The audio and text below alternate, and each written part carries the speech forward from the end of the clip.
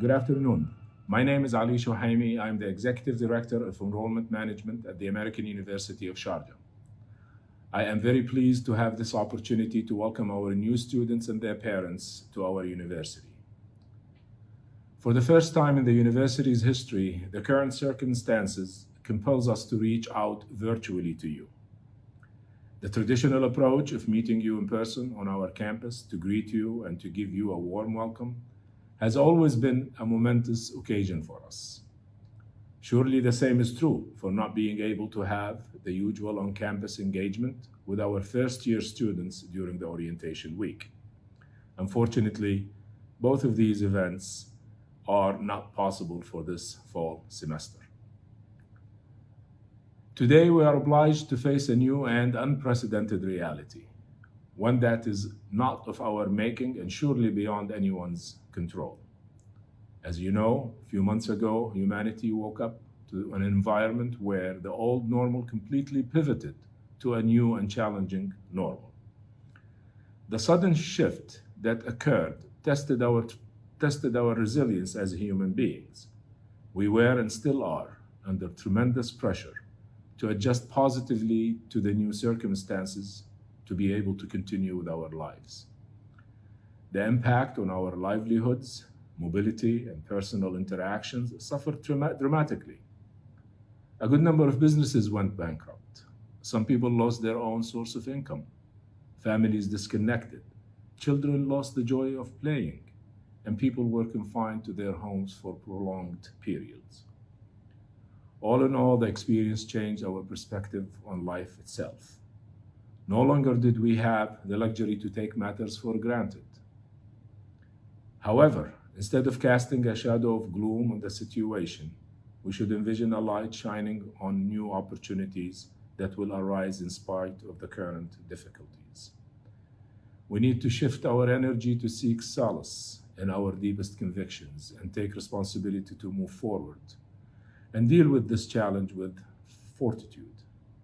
This is the attitude we will attempt to instill in our students. And together, we will definitely triumph.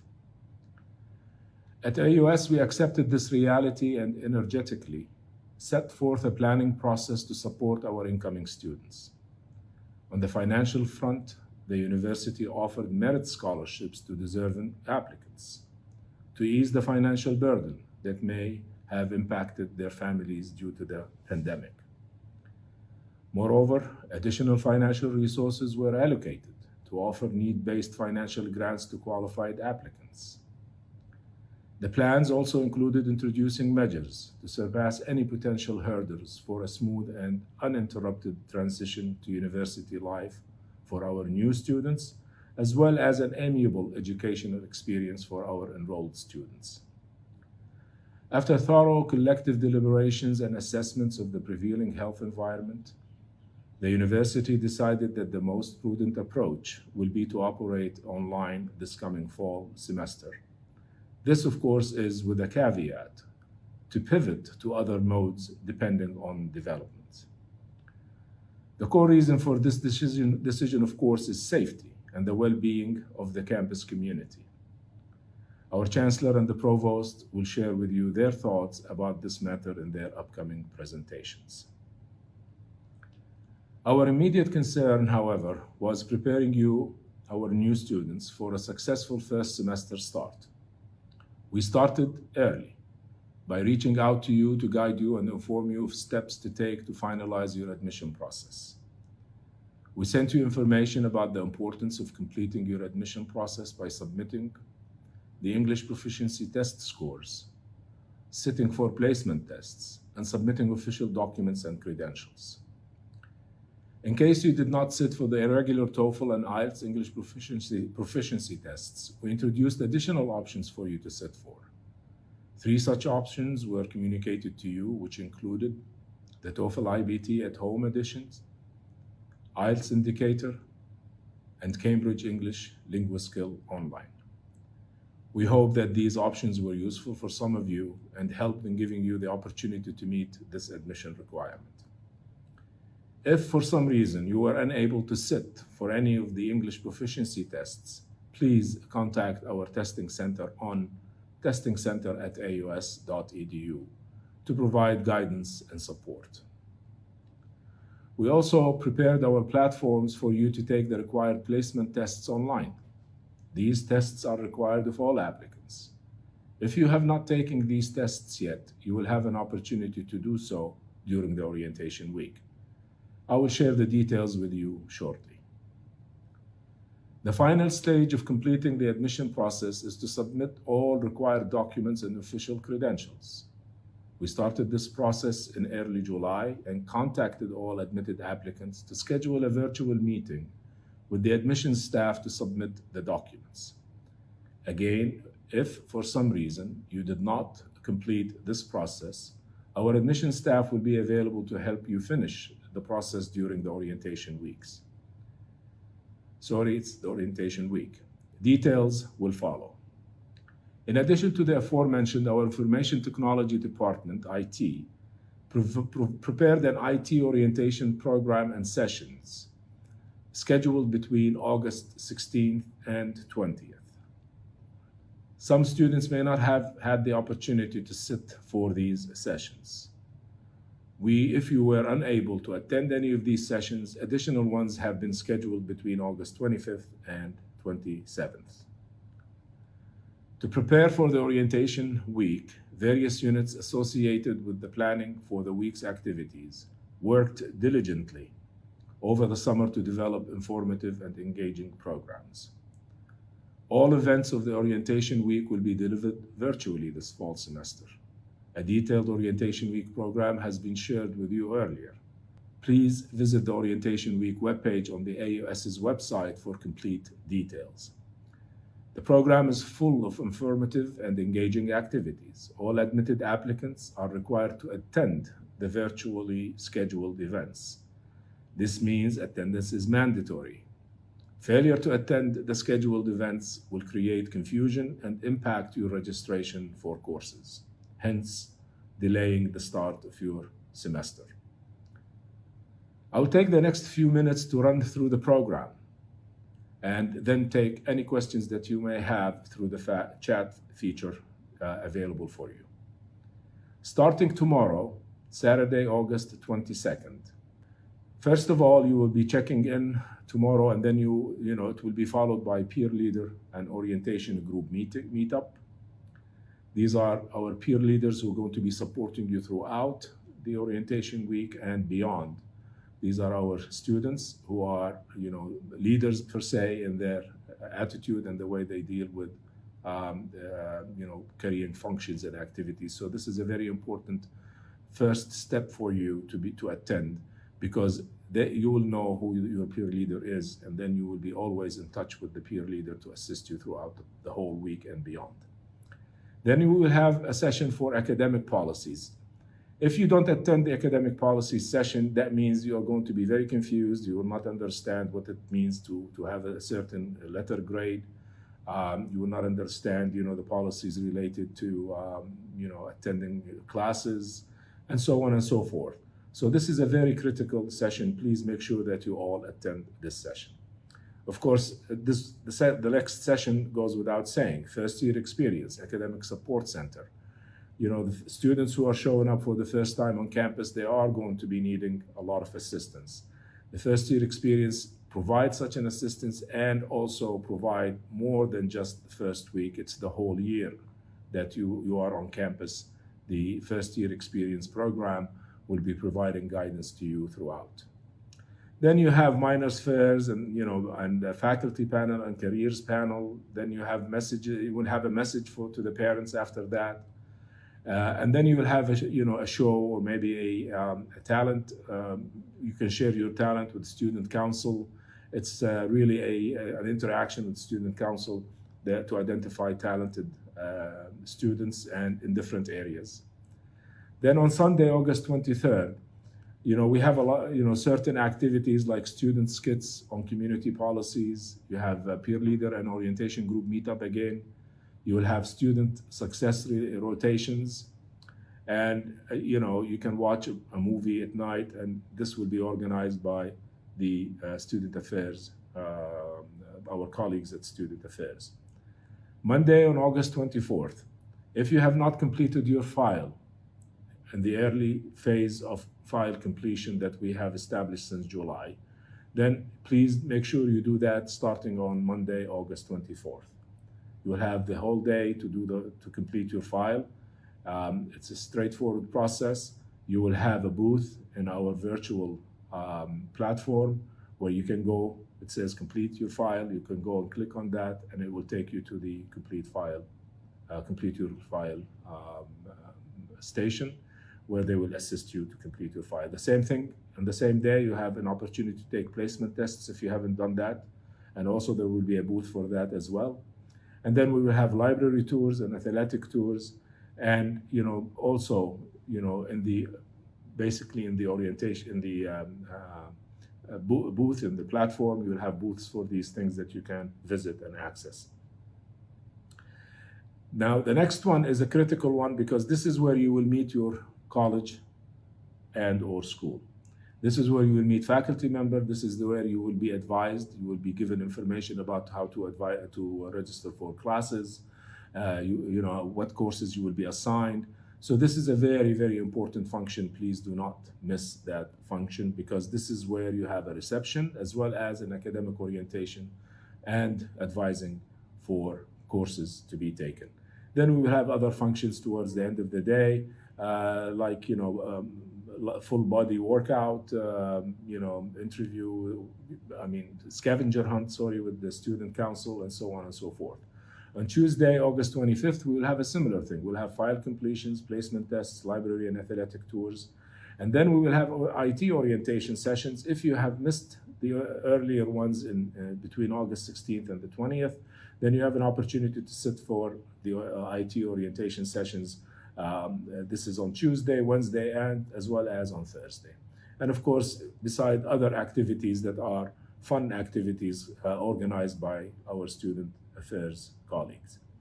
Wednesday, you will have college advising and registration. That's when you register for your classes. You can also complete your file. You can also take placement tests. You can also have library tours and athletic tours, and also an IT orientation. So, you check the schedule and you will see all of these functions, and please make sure you attend the majority, if not all of these functions, throughout the week. Thursday, again, continuation of college advising and registration, file completion, placement tests, library tours, athletic tours, and IT orientation. Friday, we have some fun events, women's workout and Zumba, men's full body workout organized by Student Affairs. And Saturday, August 29th, mental health tips with Psychology Club. This is a very good session to attend because that really helps you make an adjustment to university life. And finally, on Sunday, August 30th, is the first day of classes. I think I covered a lot of these things, quickly, but please go to our website, to the orientation page on our website, Orientation Week page. It has the complete details with the timings on it. And then finally, the last thing I would like to say is I wish you the best. And I want to thank you and thank your parents for choosing AUS. And we truly, truly look forward to meeting you in person on our campus soon. I wish you Godspeed and thank you.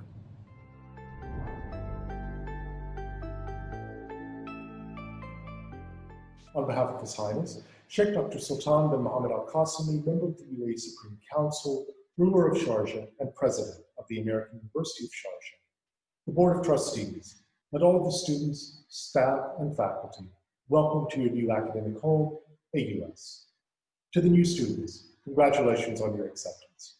The incoming fall 2020 class has a very strong academic profile, and we have great expectations for the contributions that you will make to the university through academic life and your contributions to the many extra and co-curricular activities that will be available to you, even if in a virtual format for the fall semester.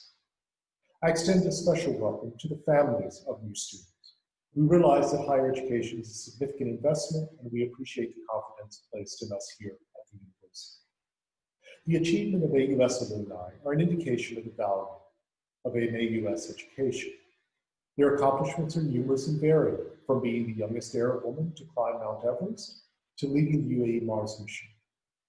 The rate of change in the world today is significant, and this will bring about personal and professional challenges, and we hope that your experience at AUS will provide the knowledge, skills, and abilities to constructively engage with complexity. AUS is an institution enriched by diversity and tolerance, whether it be expressed in the way that we treat each other on the sports field or when we express disagreement with viewpoints in the classroom. In 1997, His Highness founded AUS to be the region's leader in higher education and to lead the way in teaching, learning, research, and service. As the newest member of the AUS community, you will assume responsibility for contributing to achieving this vision. In conclusion, I congratulate our new students on being accepted to a vibrant and diverse academic community. I encourage you to make the most of the opportunities available to you. We are looking forward to your contributions. Once again, welcome to your new home.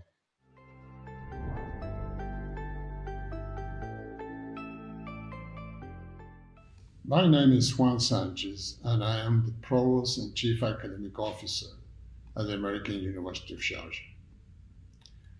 I would like to start by welcoming you, as well as your parents and family members, to AUS. We do so virtually, but with open arms and with full recognition that in these extraordinary times of global uncertainty, it took a great deal of courage and determination for you to decide to stay the course and continue to pursue your educational goals. On our side, and after a long and eventful summer, I know I speak on behalf of everyone at the university when I say that we are delighted to see you join the AUS family.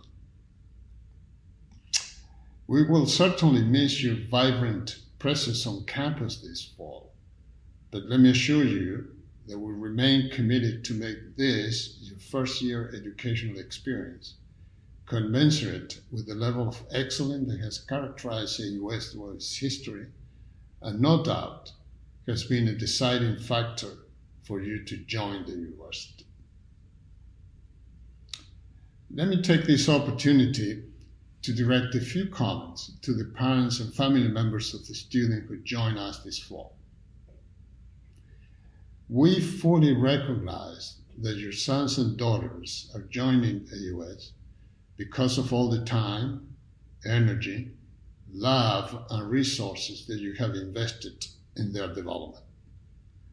Thus, I want you to know that my colleagues and I pledge to you that we will invest our utmost efforts and dedication to ensure that the young men and women who are joining AUS today will embark in an intellectually rigorous journey that will transform them into confident, informed global leaders who will be well prepared ethically, morally, and intellectually to shape a better world for the future. To the students, congratulations for your achievements and accomplishments that, among other things, have brought you to this important point in the pursuit of a world-class education. As I mentioned, I also want to congratulate you for your courage and determination to pursue your education in these extraordinary times. Your health and that of your family, friends, and teachers remains and will continue to be the university's highest priority. But we do hope that we will do our part to bring this pandemic under control, and that we will have the privilege and joy of welcoming you to campus in a not too distant future. It is likely that you have been told more than once that there will be challenges ahead. That's true. There will be challenges ahead. But these challenges come along. You just remember that the reason you've been admitted to AUS is because of your accomplishment. And in those accomplishments, there is enough evidence to show that you are more than capable to succeed in an environment that places high value on excellence. For sure, you will encounter new methods of teaching, high expectations with regard to your independent and analytical thinking, increased demands on your communication skills, and in addition to all of that, you have to be responsibly manage a number of competing demands on your time. Well, those are some of the reasons you're here. Now, is there a reward for all of this? Yes, of course. As you advance in your studies, you will improve your critical thinking and your ability to better express your ideas, both verbally and in writing. You will also learn to appreciate and respect a good and well-framed argument, as well as discern a flawed one. You will develop a refined appreciation for the arts, a better understanding of yours and other cultures, and an understanding of technology and of the science behind it. In other words, the world will become less than a mystery to you, and you shall become well-informed, thoughtful, and engaged citizen, not only of your country, but of the world. Indeed, I think it is worth the effort. Let me close my remarks with an expression of hope that we will soon see you walking across our beautiful campus, and by offering all of you my best wishes for success as you embark in this new, exciting phase of your life. To the parents, my most sincere thanks for entrusting the education of your sons and daughters to us. And once again, welcome, now and always, to the American University of Sharjah. Thank you so very much.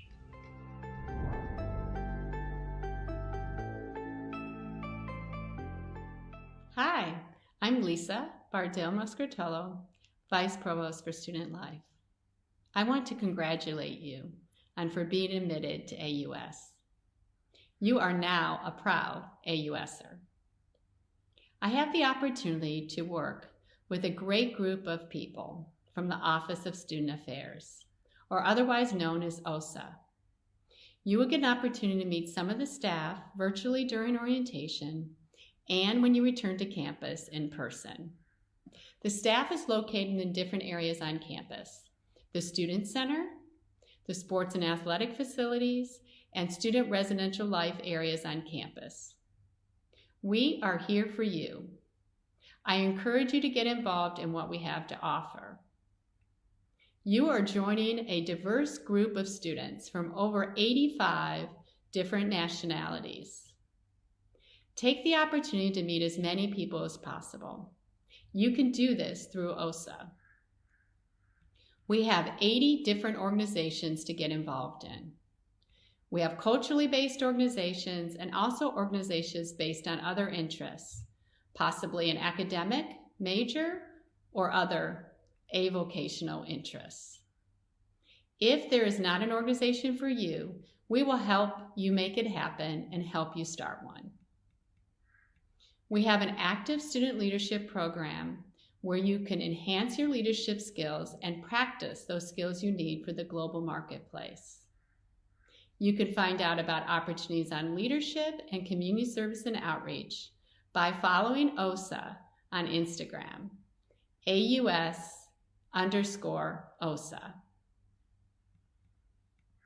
By now, you have met your peer leader. There's 150 peer leaders that are making up the orientation staff. These peer leaders are part of the Student Leadership Program, or otherwise known as SLP. You may decide you want to be part of athletics. You can find out about opportunities there as well on Instagram, and also following Sports and Athletics Recreation Instagram. We will be rolling out esports, some other leadership opportunities virtually for you. We will also have seminars to help you stay well and fit while you're at home. Once you come to campus, you can use our state-of-the-art facilities. We realize this is a very different start for you, but you have our commitment. We, the staff and student leaders, will work hard to make this the best experience possible. You will quickly feel the vibrancy of our community. through our student leaders. Student council and other peers are here to connect and involve you in all that AUS offers. After all, this is why you chose us. For those that will live on campus when this is possible, you will also meet another peer leader, and that's your RA.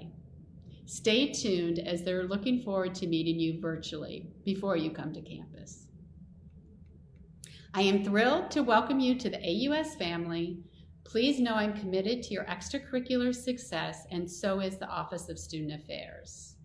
I am confident you will grow to love the spirit of AUS, and I look forward to interacting remotely until we can meet in person. Go Leopards!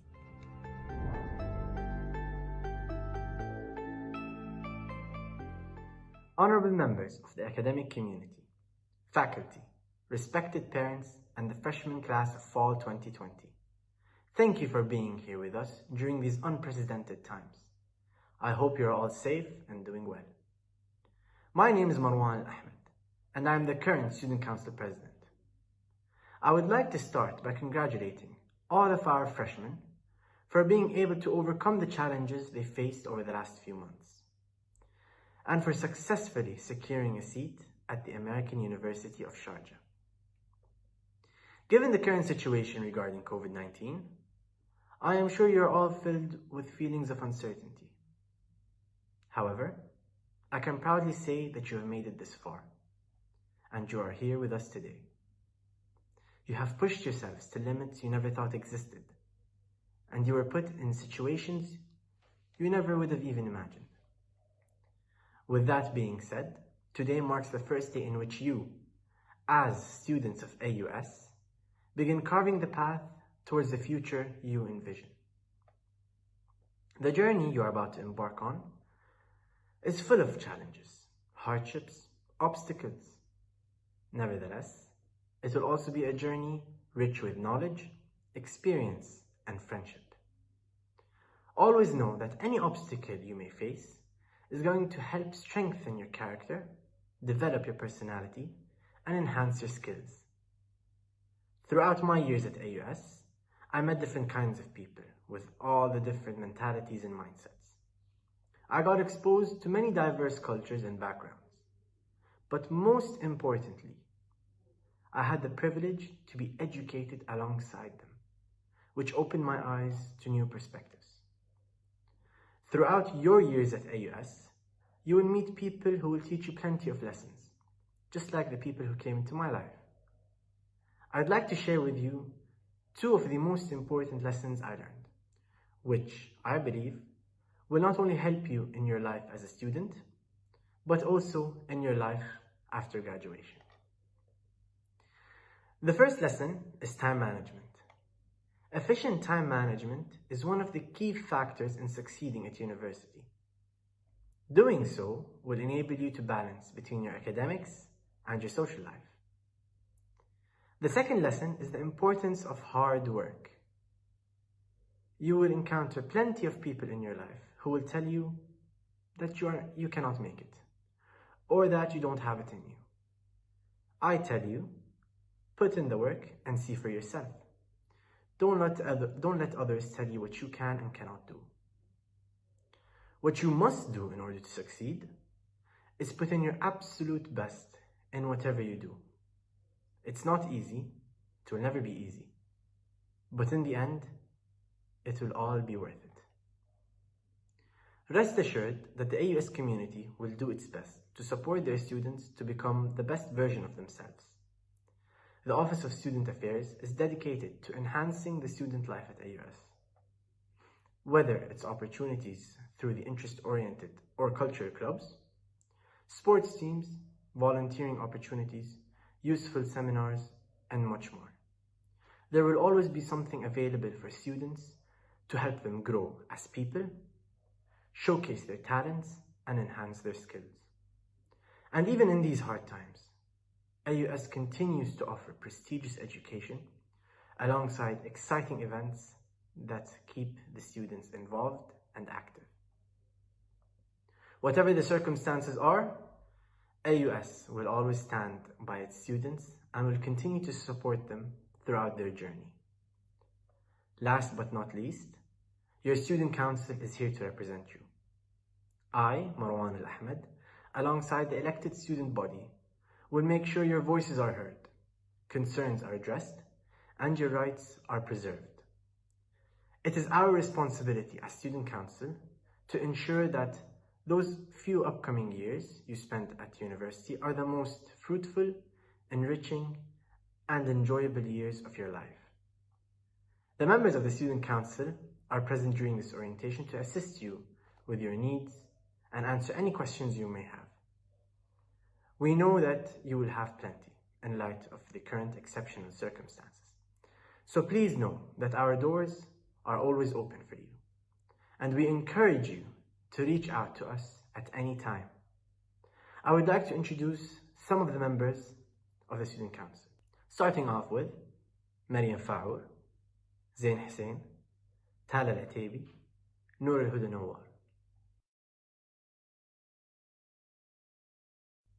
نور الحادي، لينا طلال سعيد، سهر بخاري، خالد الكرش.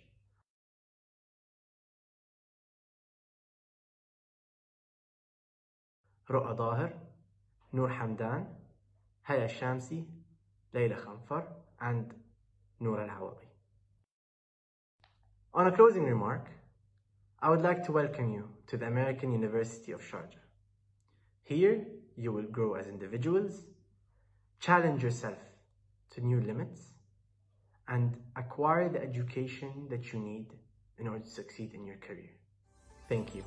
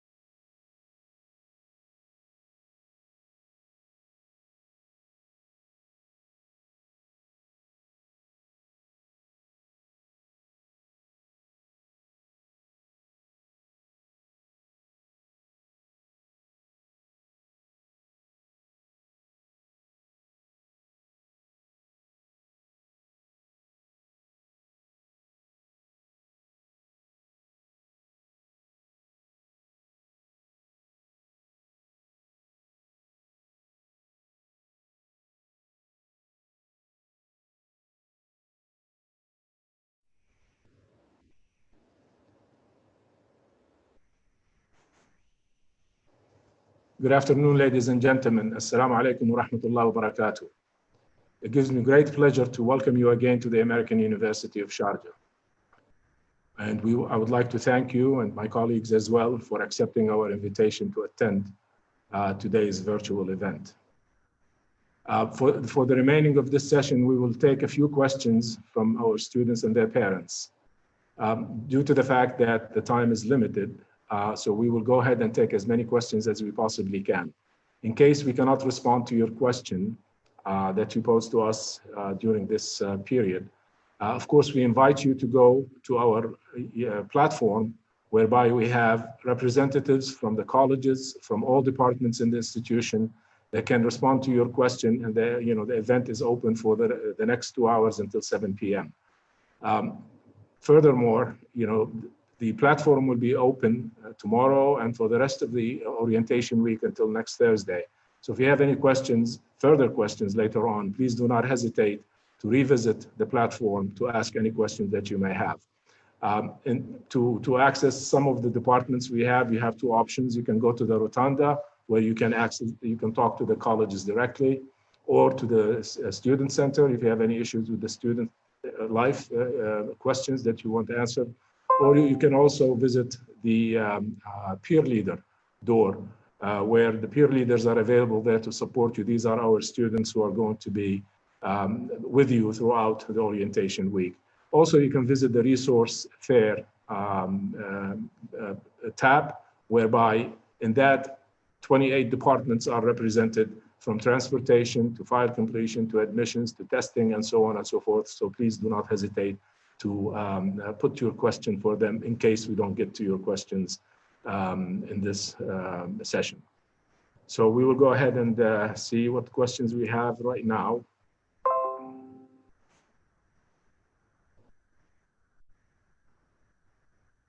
Okay. So the first question is basically the question is related to the mode of education in the fall semester. Is it going to be fully virtual? Yes, it is going to be fully virtual, but I will ask the chancellor, our chancellor, to respond to the question, because there's a component within the mode of instruction in the fall semester that is not virtual. Chancellor, can you please respond to this question? Yes. Yes, thank you very much.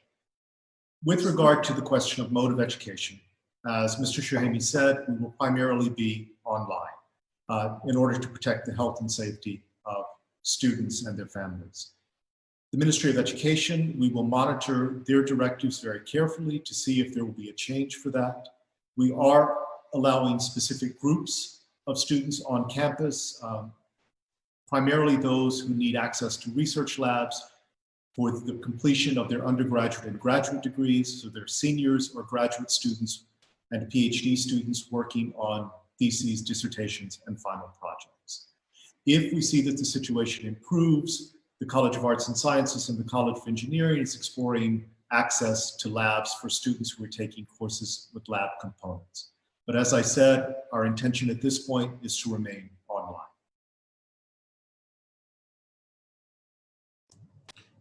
Okay. Thank you, Chancellor. Okay, we'll see if we have another question.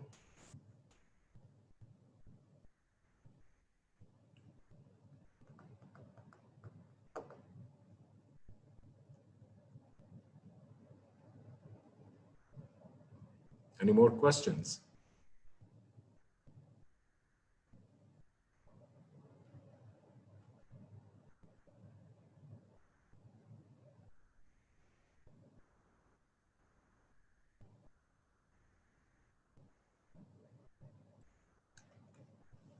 While we're waiting for questions, in the meantime, please do not forget to, if you have not taken placement examinations or you did not complete your file, we've already emailed you instructions about, the process of completing your files, as well as placement examinations that are available for you to take starting on Monday. The placement exams will resume, and file completions as well.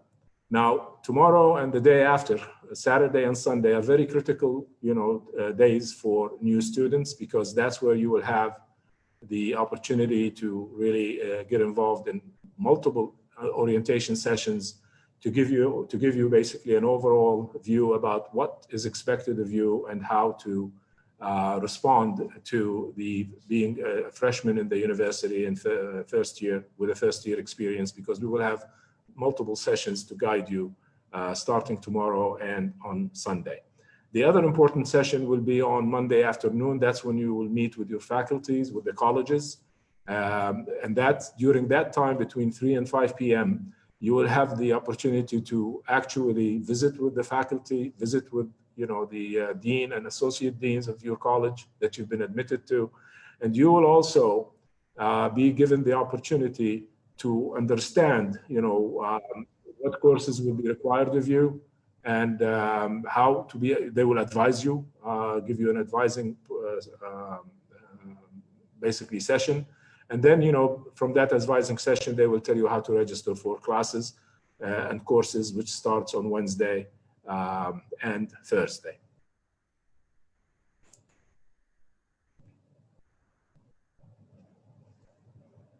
I'm just refreshing to see if we have more questions.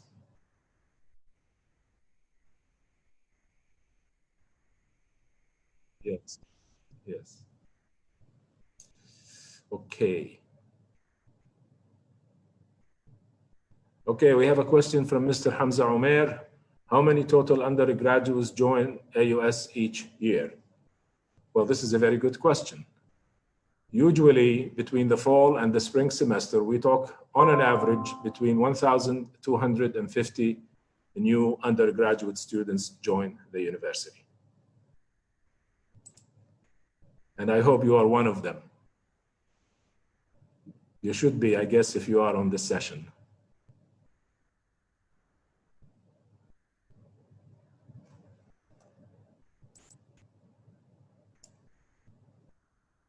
Okay, more questions?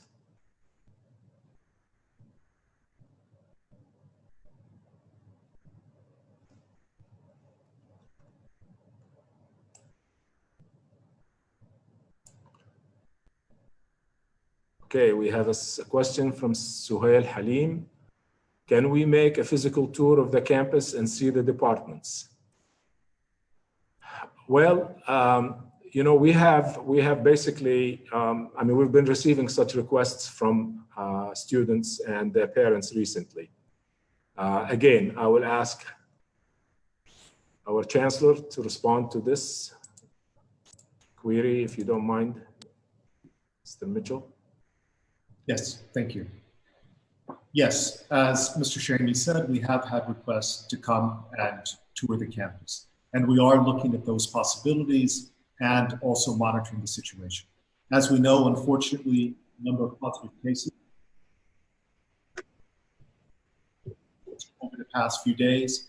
So we are very cautious about allowing access onto campus. Also, the Ministry of Education is providing limitations on the number of individuals who can come onto campus, and it requires a positive or a negative COVID test.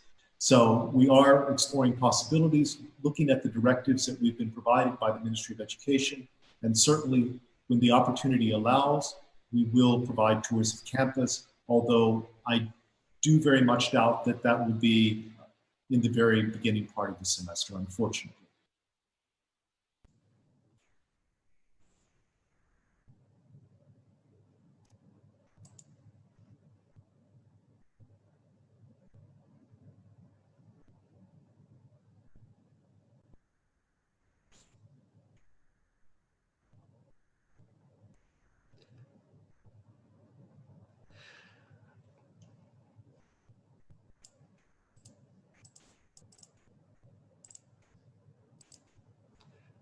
Okay, we have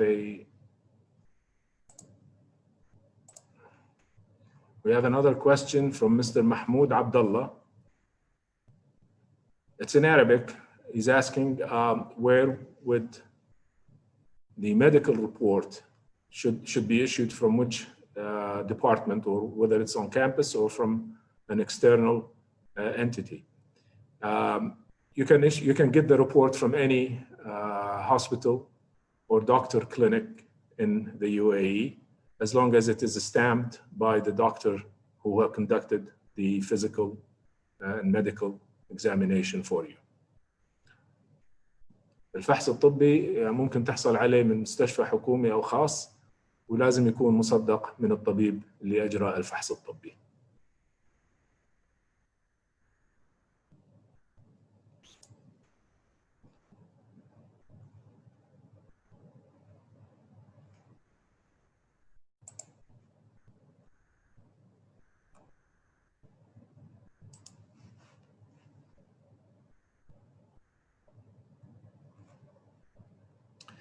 Okay, we have a question from Rola Al Ali. When can we pay for our tuitions? I think I can answer this one as well. You can pay for tuition starting on Wednesday, immediately after you register for your classes. We're in the process of preparing a document for you to explain to you the payments and how it's done and how many payments you can make for the first semester and all of that. The details will be coming to you hopefully on Sunday, but you can start making the payments immediately after you register for classes and you receive your schedule. And you have until the 3rd of September to make the payment. In other words, you have almost a week after you register for your classes to make the payments. We will be sending you information about this on Sunday, detailed information.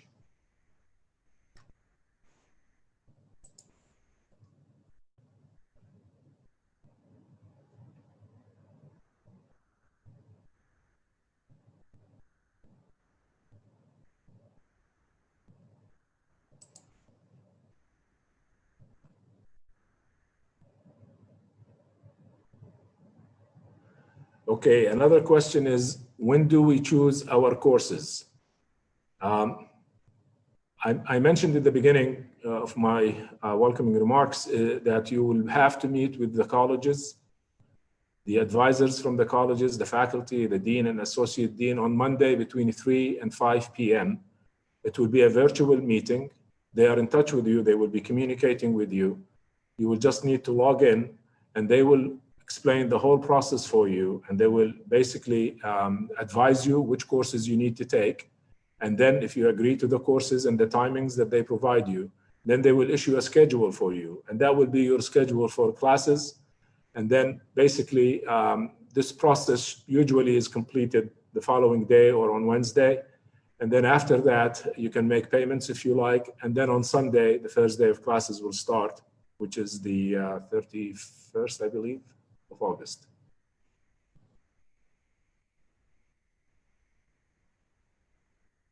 It's the 30th of August, sorry. Okay, see if we have more questions here. Saeed.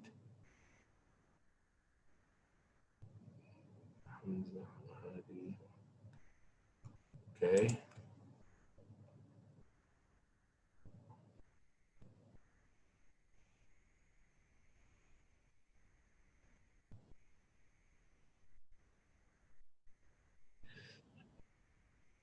Okay, I have a few more questions here from Kareem Fayed. Is there a possibility that the spring semester is going to be online? Again, maybe I will pass this on to our Chancellor to respond to. Professor.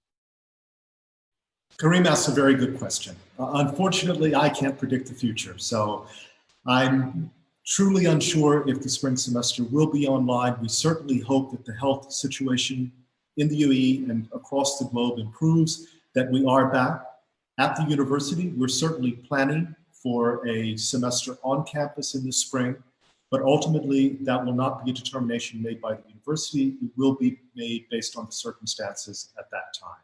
But at the university, as I said, we're working toward making the preparations to come back to campus as soon as the health situation allows, and we can ensure the safety of our faculty, students, and staff. I can add to this, we definitely would like to see you face to face. So let's hope that spring semester, you will be on campus. We have a question from Jawad Zabalawi. Do we have any employment opportunities as freshmen who will study online this semester? That's a very, very good question. I will ask either the provost or Dr. Lisa, to respond to this question if they have an answer at this moment. Provost? Thank you, Ali. Well, I think that it's going to be a challenge to find opportunities for first-year students, employment opportunities. The situation will be slightly different if you were here on campus, but we certainly, if those opportunities arise, we will make absolutely certain that we will broadly communicate it. We certainly hope so that there will be activities that will engage the students as much as possible.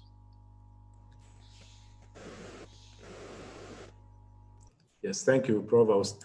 I may add to this as well that the fact is that students usually in the first semester, we do not offer them employment opportunity. We do in the second semester because employment is based on their GPA and their performance in the university. They have to be in good academic standing to be employed. So at any rate, the first semester is not possible for employment, but going after that, after the first semester, definitely. And we employ a significant number of students. Maybe Dr. Lisa can share with us how many students on a given year we actually employ in various units in the institution. I would just ask Dr. Lisa to... Hi, I'm sorry, I don't have the exact number, but I will say to you that, like you said, there's certain departments that have a lot of people, your department, enrollment management, but I'm sorry, I don't have the exact number, but we do employ students, and that does come through our office. So if you're interested, any students that might be interested in working on campus, they can talk with the Student Engagement and Leadership Development Office. And like you said, Ali, if anything changes, or like Dr. Sanchez says, if anything changes and there's opportunities online, we'll communicate that. But also when we get to campus, face-to-face, there'll be more opportunities through the Office of Student Affairs. And we will work with other units on campus that employ our students. Thank you, Lisa. Actually, from previous years, I believe we used to have between 100 and 200 students in any given year, employed on campus. This is in the past, so I have the answer. Love my staff. 350, approximately 350. Isn't that great? Well, that's better than 100 to 200. Yeah, more than you said, Ali. Yeah, thank you very much. Okay, let's see if we have more questions. I believe we have time for maybe one or two more questions on this platform here.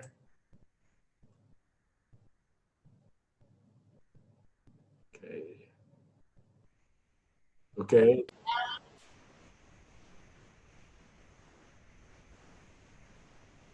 Maybe we should. Ali, I do see a question, I think, about joining Student Council. Yeah, I'm going there. Okay, my year 12 AS Student Council.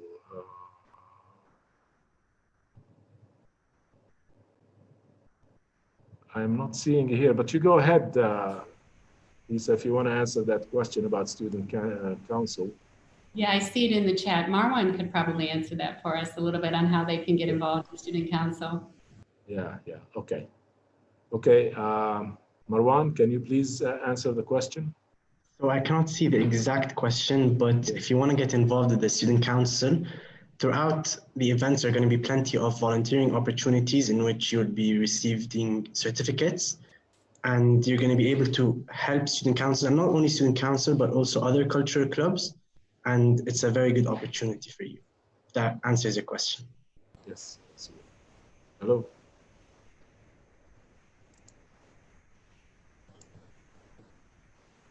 Thank you very much, Marwan. I can see a few more questions in here. that I think we should just immediately go to them.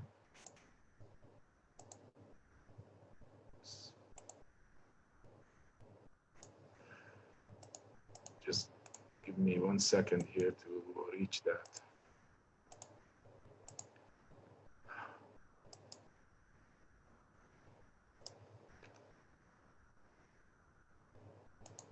Okay, my apologies for this. There is some technical issue. Just give me 1 second, please.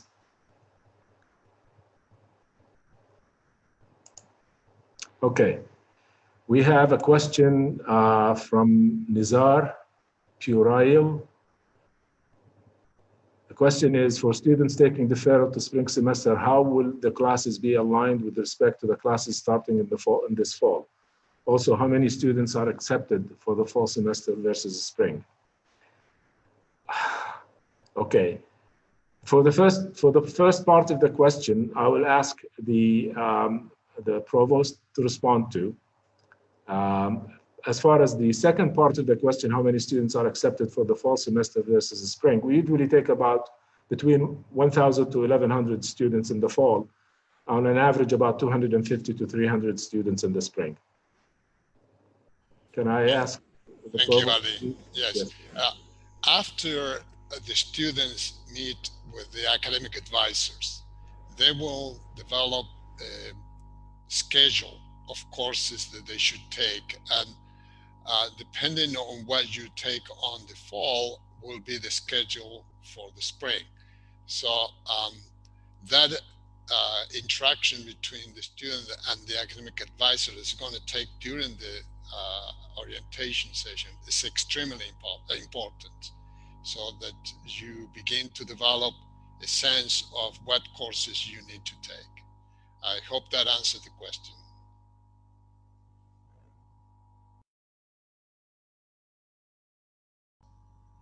Ali, are you still there? Yes, I am here. Yes, sir. Sorry, I didn't hear your question. Okay, we're done? Yes, Ali, we lost you. Technically, I think the Chancellor wants to add to this. Yeah, perhaps I could just... Please. Yes, sorry. In the spring semester would be able to follow courses as per a normal schedule. It would be essentially the duplicate of courses that one would have taken in the fall. So a student wouldn't be disadvantaged by starting in the spring. They could start in the spring. It would just take 1 semester longer to complete graduation requirements if one follows the study plan outlined in the catalog.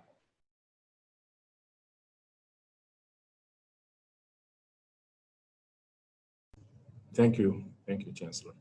Okay, the question is related to, the next question is related to an applicant asking that his results are not out yet for the AS, the British qualification, and he took, this is, I'm sorry, it's a she, I'm sorry, Fatima Wasti. And she took the IELTS exam on the 15th of August, and the results will be expected on the 28th of August. Fatima, we will try our best to support you. Just connect with us next week. And by the end of next week, if you have any issues still with your results or the IELTS results, just let us know, and we will guide you on what the options are for you. Okay? And then I have a question from Shams Saleh. As we all know, students have AUS banner to monitor their academic progress. Is there a parents equivalent for this platform? This is a very, very good question. At this moment, unfortunately, we don't have that option, but I will take note of it.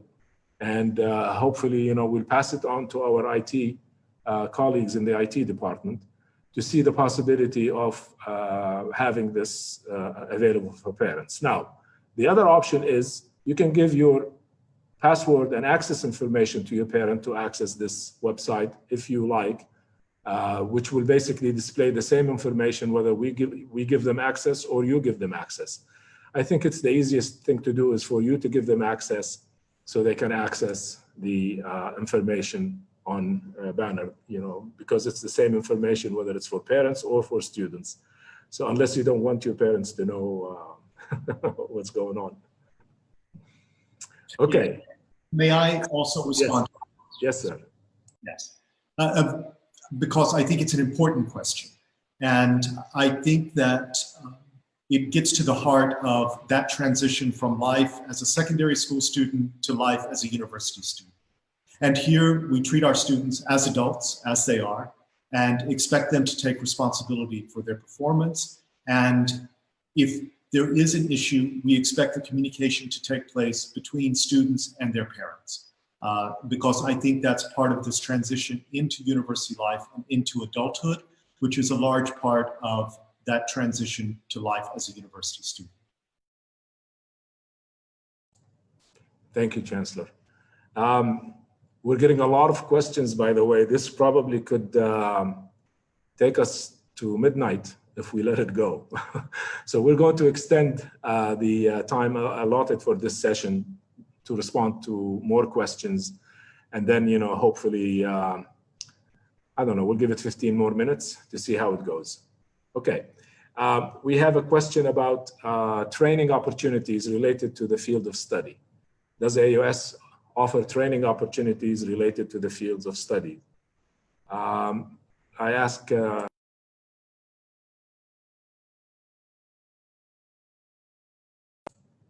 Dr. Sanchez, can you please respond to this question? Yeah, it's not clear to me what do we mean by training opportunities, Ali?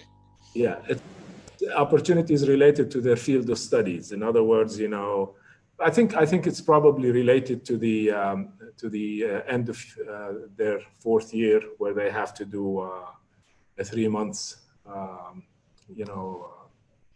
what do you call internships. Internships. I think that's what they're leading to. Yes, I think that's what the question is leading to. All right. Okay. Let's try this. Yeah, we do have internship opportunities. Typically, there are opportunities during the summer that all students are encouraged and required to take. If there is another kind of training that we are talking about, I just want to point out that we have an academic support center that will work with students if they need additional help related to their curricular responsibilities of workload. But I would say that for the first semester of classes, training opportunities is something that it will not be a primary concern for most students. Perhaps I could add to that as well, Ali, that because students may ask, well, if we're online, how do we go about dealing with students and employment? And I would point to a very successful virtual career fair that AUS held last spring with over 1,000 participants, both students and alumni. We have a very strong network with our corporate partners and with employers, primarily based on the success of our alumni. They're in leading positions in companies, in government, in the UAE and far beyond. So we have a very strong network to support students in their search for internship opportunities as well as employment following graduation.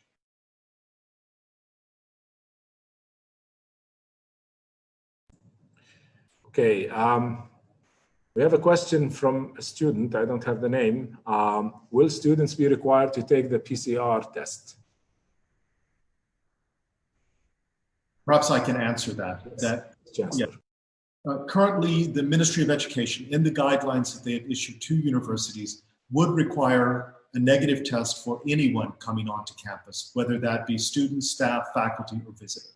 So as per the most recent guidelines we've received, if a student were to come onto campus for any reason, they would have to present a negative test. And there would be testing possibilities for those within the educational sector that the Ministry of Health is currently working with the Ministry of Education on. Okay, next question we have is how to guarantee the student will gain the required knowledge and experience when it comes to colleges which need practical training, not only theoretical learning. I'm assuming the reference is because we will be online this fall semester, so it's virtual education. Provost? Very well. Yeah, thank you, Ali. As the Chancellor mentioned, for those students, primarily seniors, that need to complete a capstone course that is requires direct involvement and participation with a laboratory setting, we are planning to offer access to those students, as well as graduate students that need to work on their thesis and their dissertations and projects. There is the possibility that if the situation and the government regulations and Ministry of Education regulations allow it, we will provide laboratory access maybe later on in the semester.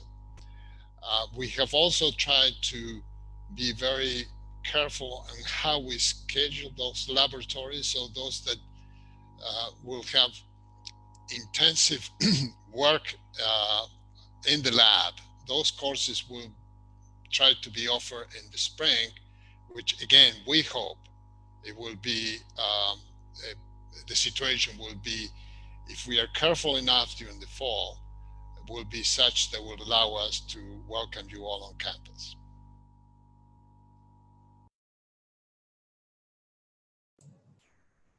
Thank you, Provost. The next question is, are we ever going to have activities in person instead of online during the first semester? Okay, Lisa, I think this is for you. Yes, thanks, Sally.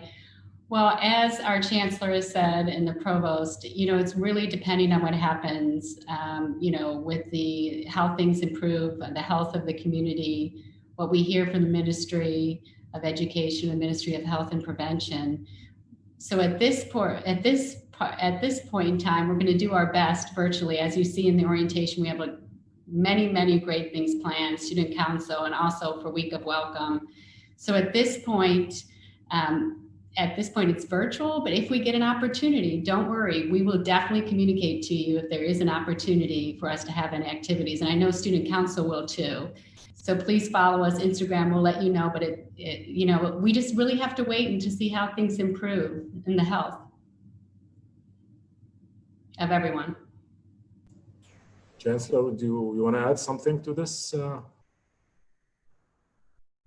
Yes, as Vice Provost Lisa said, that we will look for opportunities as the situation allows. We certainly would like to have students on campus. However, we will go by the guidance given to us by the Ministry of Education. As I did say previously, currently that guidance would require a negative COVID-19 test. And there are also a series of other stipulations, also including physical distancing and density on campus. So we are very cautious and very careful because the health of our students, staff, and faculty and their families come first. But we will certainly explore opportunities as they arise and as conditions allow. Thank you, Chancellor and Lisa. One more question regarding payments. Question is, can we pay in person rather than online for the first semester? I guess, like I said earlier, we have a process for you to make payments online, and we've been having this process for many years now. It's nothing new. What we will be doing is we will be sending you instructions, hopefully on Sunday, on how to make payments and installments if you wish to do so. The fact that being on campus, I think the Chancellor already touched on that. Maybe he needs to reiterate what he mentioned as far as safety is concerned. Chancellor? Yes. So with regard to the question of payment on campus, it becomes more complex because the Provost and I are in constant communication with the Ministry of Education, and in the most recent meeting we had with them, it was clarified that anyone coming onto campus will have to present a negative test. So it would just coming onto campus to do payments would require the presentation of a negative test, and that can complicate the lives of individuals and the institution. As Mr. Shahami mentioned, we have a long-standing process of making payments online and via other means, and we're certainly here to help you do that. If you're facing any challenges, we will certainly work through electronic payment methods with you. Thank you, Chancellor. Like I mentioned early on, that you can, once you go to the resource fair, the finance and student accounts will have a booth there.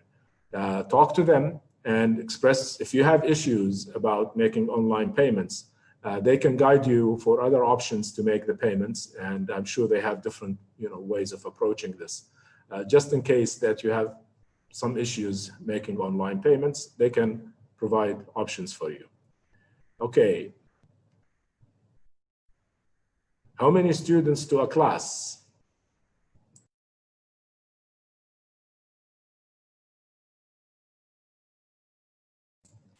Did anyone hear? How many students per class is the next question. Dr. Sanchez? Yes, well, I think it depends on the class. Typically are very few students in the range, depend on the class and the college, but they will be in the range of 20 to 30 students per class in most cases. I'm sure the Chancellor can give us a much more precise answer to that question. But it does depend on the college and the. Yes. So typically an average class would be 20 to 25. It may get larger for a typical class, although we do have some large enrollment classes. So for example, a student taking an introduction to the History of Art and Architecture course in the College of Architecture, Art and Design, that course may be 180 students, while at the same time, they may be taking a studio course with 18 students. Typically a lecture course, for example, the School of Business Administration, there may be 25 to 30 students in a lecture course. Thank you, Chancellor and Provost. Okay.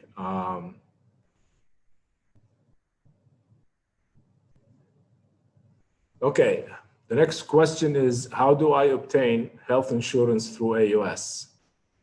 When we send you the information on Sunday about payments, it will include information about purchasing insurance through the university. If you are going to be a student sponsored by the American University of Sharjah, sponsored meaning, the visa that will be issued for you as a resident of the UAE will be sponsored by the university. There is a plan for insurance for that type of insurance plan.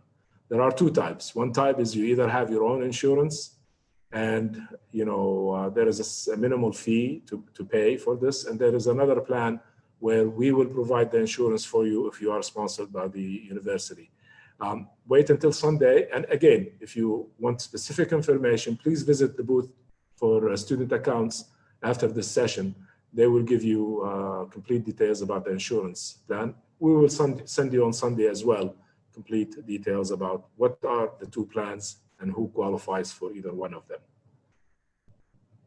Okay, the next question is, are the classes going to be live or recorded?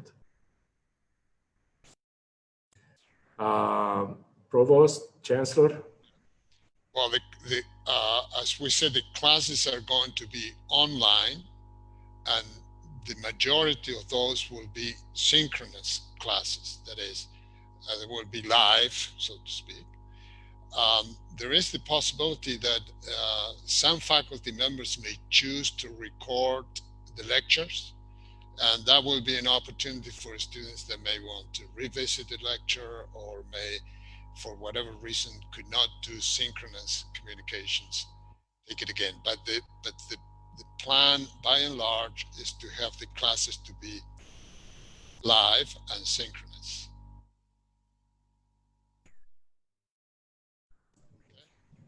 Thank you, Provost.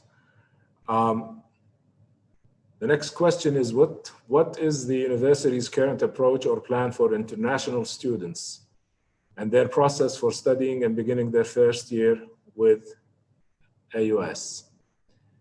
Well, the plan is, whether you are in the UAE or outside the UAE, you will be Of course, we've been admitting students from different countries in the world, and they will be dealt with exactly the same as if they are in the country, as far as the admission process and the registration for courses and advising and attending classes. So it will be online for the first semester, and hopefully by the time we are close to the spring semester, if the situation changes, then we will be contacting international students to get them to process their visas if they need a visa to come to the UAE, and to guide them about what needs to be done for the second semester. So you're going to be treated exactly the same as a student in the UAE. You will be given classes online, and there's no change really from that aspect. For the spring semester, we will be in touch with you.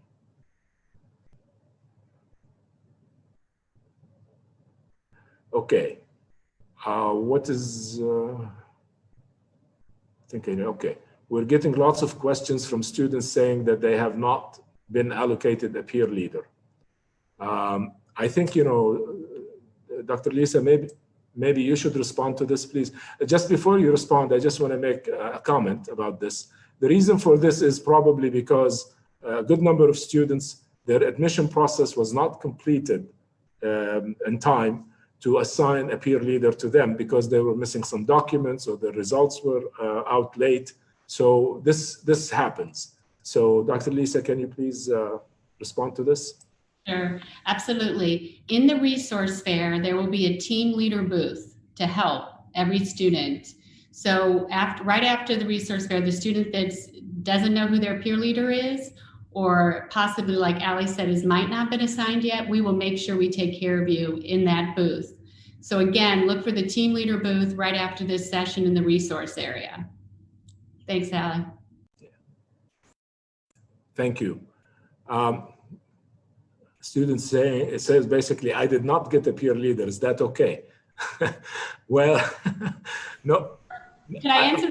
So we want everyone to have a peer leader and we want everyone to have an orientation group, because this is where you're starting to build your network and you're starting now. So please go to the team leader booth area, look at your email, because the peer leaders are trying to reach out to you. They'll reach out to you all week and keep you informed on everything that is happening.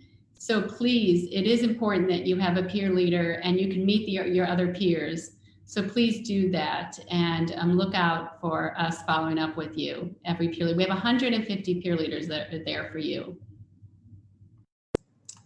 Yes, thank you, Lisa. Actually, this is really a very important thing to have a peer leader, because a lot of questions that come to your mind, they will be able to respond to them right away. And like I always say, they usually tell you the truth, while us as administrators, we don't sugarcoat everything, but, generally speaking, they speak to you as a student. They know your needs. They understand what your needs are, what challenges you face, because they went through that. Marwan, I would like to ask you to add to this, because I think you have a very good background on this and the importance of having a peer leader assigned to students. Can you please share your thoughts about this? So sometimes having a peer leader is extremely crucial, just like Mr. Ali said and Dr. Lisa, because sometimes an administration may take much longer time to get a certain answer, and you might need to contact different departments for a simple answer, where a peer leader who's been through this can give you the answer as quickly as possible and can actually help you through their experience and what the best route is and what the best options are. Thank you, Mr. Ali. Thank you, Marwan. I appreciate it. The next question is also a good question. The question is, since we are going to be basically taking classes online, will the classes be assigned to us, or do we have the option of choosing our own timings and classes? Like I mentioned earlier, Monday between 3 and 5 p.m. is a very critical period for you. You need to attend that session with your college or school. They will go through the advising process. I'll give you an example. You may need to be taking, a math class, an English class, a physics class, and so on and so forth. They will tell you these are the classes you need to take. And then, they will suggest for you certain slots, time slots for you to register you in these slots. They will send you the advising form. If you agree to what's on the advising form, then they will go ahead and register you in your classes. If you disagree, saying, no, I cannot wake up at 8, be at, in a class at 8 a.m. because I live in Dubai or, things like that. I mean, now it doesn't matter because you're going to be doing it at home, but in general terms. So if you feel like, you cannot really have, the class timing is not really what you like, you can discuss it with the advisor in your college, and they will try to find a slot that suits your needs. So it is not going to be that we're going to give you a schedule, take it or leave it. Now, the College of Arts and Architecture, Arts and Design, they have a special program. Maybe I should ask the Chancellor, to shed some light on this as far as scheduling is concerned. Chancellor? Yes, perhaps I could address this in a more general way, because the provost, there was an earlier question, a very good question, on whether classes would be live or asynchronous, meaning lectures and then students wouldn't be together. There is an emphasis on synchronous courses and students attending classes so that they can ask questions within that class timing and class period. It's not just listening to a lecture, and then there's no interaction with the instructor. Many of the courses that you're going to take, especially those in your first year, it's going to be live. There's going to be lectures and the opportunity to ask questions. And that's why it's important that you have a focus on courses that are live so that you have the opportunity to have your questions answered and have direct interaction with both the faculty and the other students who are in the class. Thank you, Chancellor. Actually, the next question is a follow-up to this question. How will we make friends? I think all of us can answer that question, but maybe I'll start with Dr. Lisa. Yes, absolutely. Thanks, Sally. Well, also that's why you're part of an orientation group to start meeting friends virtually. I also suggest this week that you attend as all the events that are hosted, the optional events, because you'll meet people through that.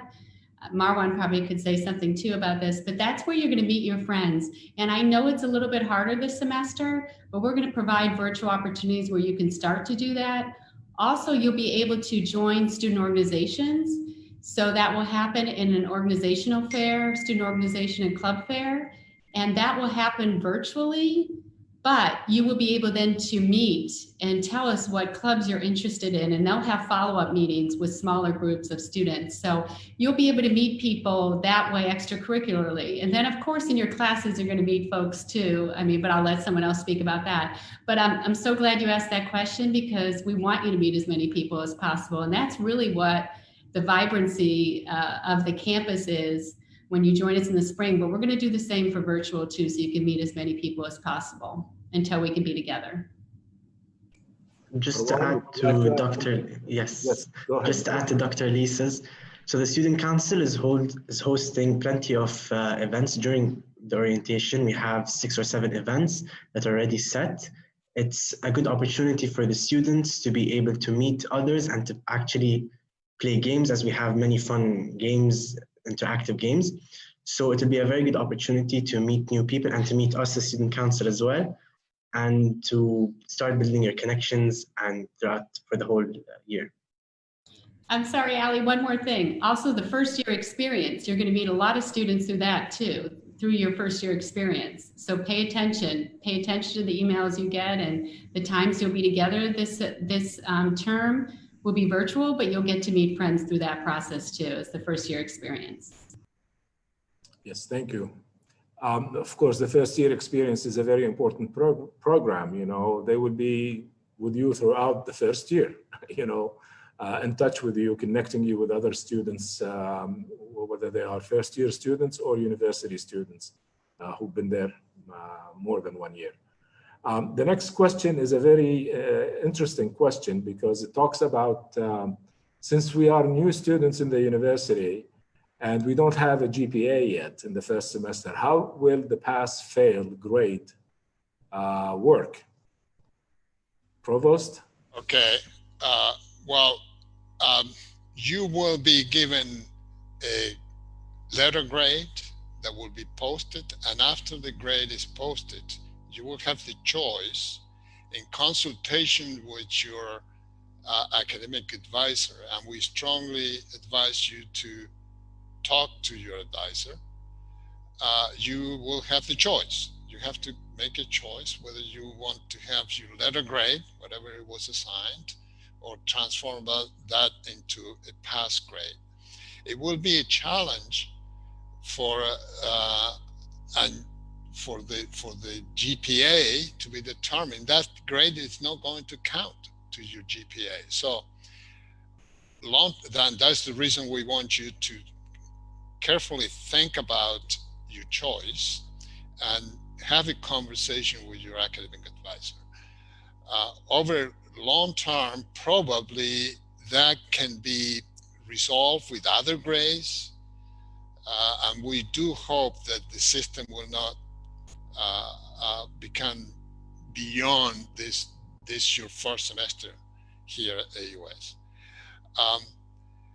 But there is a challenge, and there is some thought that goes into the selection process. Now the question is, why do we have a pass, no pass system? Well, in a way, it's a recognition that the classes you are going to have online are going to be as rigorous as those that you would normally take face-to-face.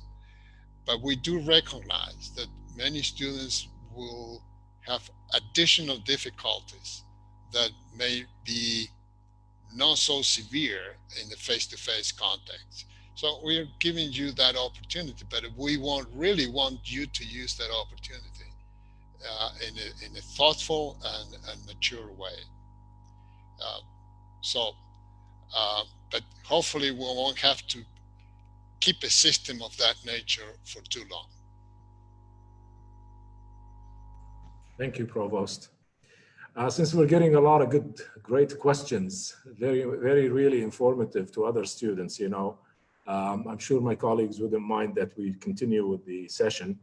And if we go beyond the timing of 7 p.m. later on for the resource fair, maybe we can extend that as well for about half an hour or so. Like I said, we can stay until midnight, basically with these questions, but they're very good questions, very good questions. Okay. Will the first year go smoothly? Any tips for us new undergraduates? The question is yes, of course it will go smoothly, and we will have lots of tips for you. I don't know who would like to join in. Dr. Lisa, maybe I think you should start with this. Well, I think Marwan had some really good tips in his video. So I'm going to pass it to Marwan at this first, because just to remind him, maybe Marwan, you could summarize some of those, because I know some people had technology difficulties getting into possibly. But I'd love to hear, I love Marwan's tips. Go ahead. So from my personal experience, the tips I would give you as a new undergraduate student is to go at your own pace. At the beginning, you're going to need to know how much effort you're going to have to put to achieve high academic standards, because at the end of the day, those are what's important for you. And then you can start by balancing with your social life, with all the friends and all of the events that you're going to be attending, hopefully, throughout the semester. So I think this is the best advice I can give you, because it would differ from my end to your end. Yeah, I think what Marwan's saying is about time management is key. I would say that's a skill that we all need to keep learning. So I would agree with what Marwan said is time management. And I know this will be explored too in first year experience sessions. I also think, what I said too about building network and enjoy the time you're meeting people. There's people from all over, like you said, Ali. So I do suggest that you learn from those people that are going to be in your classrooms and from other experiences, because it's going to be a wealth of knowledge besides the coursework as well. So that'd be my other just added tip. Yeah. I would also add as well that Dr. Lisa and Marwan mentioned engagement with other students. And I think we've worked hard to establish a very strong peer leader program. And I would also point to our first year experience program with the acronym FYE.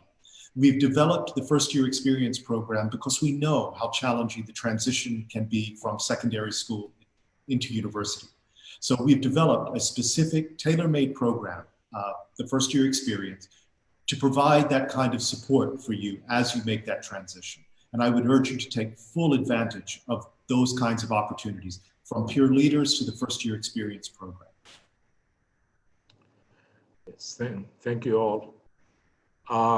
Okay, the question is it possible to change our major after the first year? Yes, I would ask the provost, please, to respond to this. Yeah, it is possible. Once again, you will have the guidance of an academic advisor, and you hopefully will, after you get to know the university and the classes you're taking and the major you selected in coming in, you may change your mind. That's always possible, and that's not a bad thing to do. But the next choice of the next major, please use all the resources the university offers you to improve your selection. It is possible. Okay. Thank you, Provost. The next question is, of course, related to the equivalency requirement that the Ministry of Education requires all students to submit to enroll in universities in the UAE. We have been experiencing challenges with this requirement as a university, not just us, but a lot of all the universities, as a matter of fact, in the country.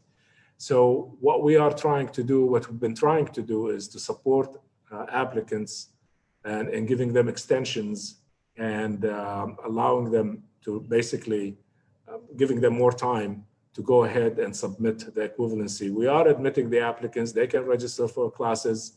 They can, start their studies in the universities in the first semester, then apply for the equivalency and try to get it as fast as possible from the Ministry of Education. So it will not be a hurdle for you to join the institution. We will release your file for you to register for classes once you sign a document saying that I am working on getting the equivalency.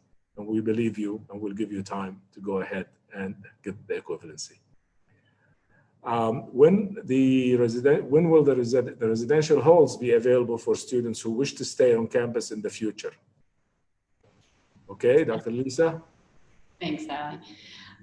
Well, as soon as we hear from the Ministry of Education that things have approved and we can go back to face-to-face classes, then our hope is that we can then, of course, allow students to live on campus. So we will just wait to hear that. So again, just waiting till we make sure that everyone will be safe and healthy to return to campus, and then they could live on campus as well. So yeah, sorry. Yeah, a follow-up question is basically about how will clubs work online? Oh, sure. Okay, thanks, Allie. So I could take that as well. So like I said before, so we're going to have a student organizational fair and club fair, and you will hear about that. It will be a large event. We'll communicate it to you by email. We'll also share with you on Instagram. It'll be around the third or fourth week of classes. That will be your beginning, because then you're going to meet all the organizations, about 80 or so organizations, academic organizations, cultural, other interests that you may have that you're interested in. Then at that point, you'll be able to sign up and get some information and tell that organization you're interested in belonging.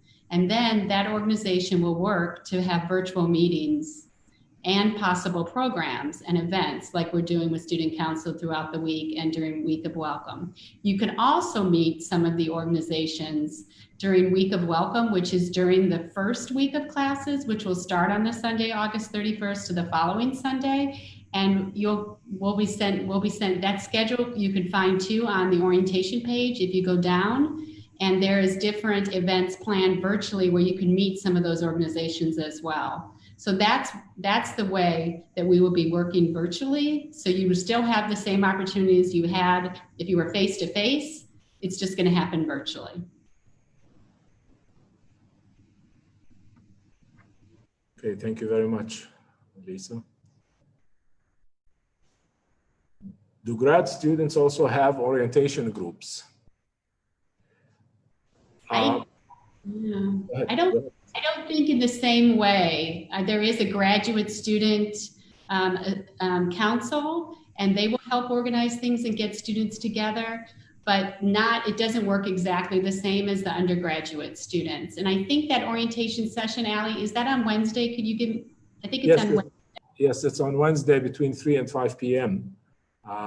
We will meet with the newly admitted graduate students during that period of time, and then we will basically give them all the information they need about the president of the student council. The graduate student council will also give us a presentation during that time.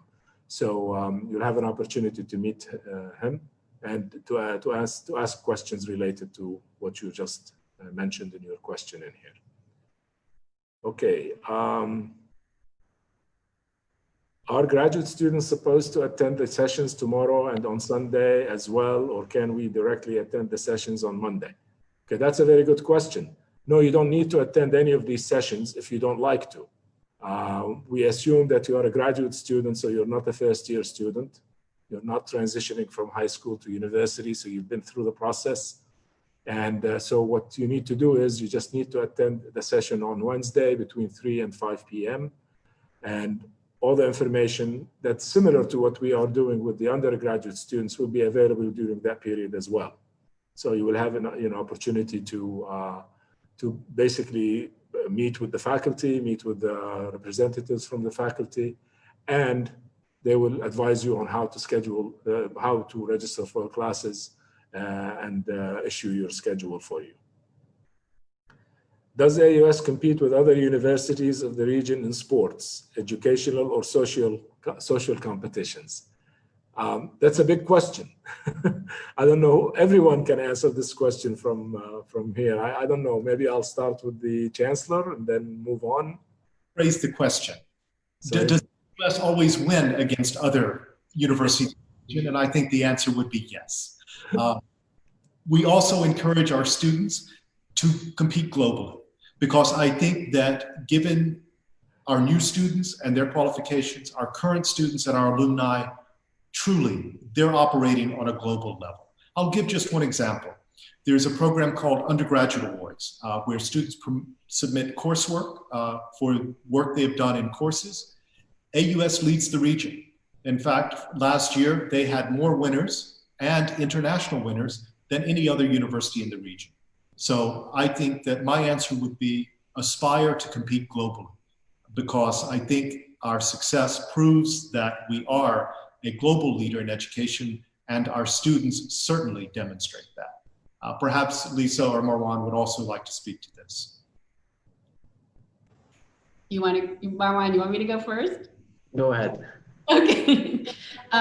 So related to sports, and again, you can hear more at the Student Affairs Resource Fair, and also join in some of the orientation events that will talk a little bit about the sports. Obviously, right at this moment, there are not competitions happening in UAE, but there are competitions. Once again, we get the okay to be together in close distance, we will be able to offer more of those opportunities to compete in UAE, and then we also look at competing internationally as well. And there's also the student leadership program as well, that there's things that we hear about in UAE. There's so many wealth of opportunities to participate in some competitions and teams, and we will share that information. And we also share it with the deans of the colleges and schools, so they could also tell the students about it. So there really is some wonderful opportunities for our students to compete and show their skills, whether it's athletics or intellectually. Marwan, anything else you'd like to add? Just like Dr. Lisa mentioned, there are also international opportunities where the teams, such as the swimming team or the volleyball team or the football team, can showcase their talents and their skills in Greece at big competitions and international competitions. Okay, thank you. The next question is related to books. Are we going to be buying our books online, or basically using books online, or are we going to buy the actual physical books, and where do we buy it? If you go to the schedule on the orientation page on our website, we have a section that speaks to books and what needs to be done. Some of the books will be online, some of them will be physical. You will have to order the book through a link, and the book will be delivered to your home if it is required that you have a physical book. So please go to the schedule on the orientation page, and there is a tab there, or there is a section there that speaks about books and how to obtain books, and and what the options are. Can the percentage of the scholarships be increased if the student got a higher GPA each semester? Briefly, I can say yes. I will ask the chancellor to respond. It could, unfortunately, it could decrease rather than increase if it's a merit scholarship. Chancellor? Yes, I would like to say for those high achieving students, in addition, regardless of the merit scholarship or the need-based financial grant one is receiving, if one is placed on the Dean's List, there is a Dean's List scholarship. If you're on the Dean's List for 2 semesters consecutively, you are then on the Chancellor's List, and that comes with an additional scholarship. So my advice is aim to perform at a very high level. If you are placed on the Dean's List and subsequently on the Chancellor's List, there are additional scholarships available through that process. Yes, thank you, Chancellor. Just to add to the Chancellor's point, in order to achieve the Chancellor's List, the Dean's List must start from fall and then obtained in spring, and not spring and fall. Thank you, Marwan. If I, okay. Yes, if I may add to that, and this relates to the question on the pass, no pass grading system. If you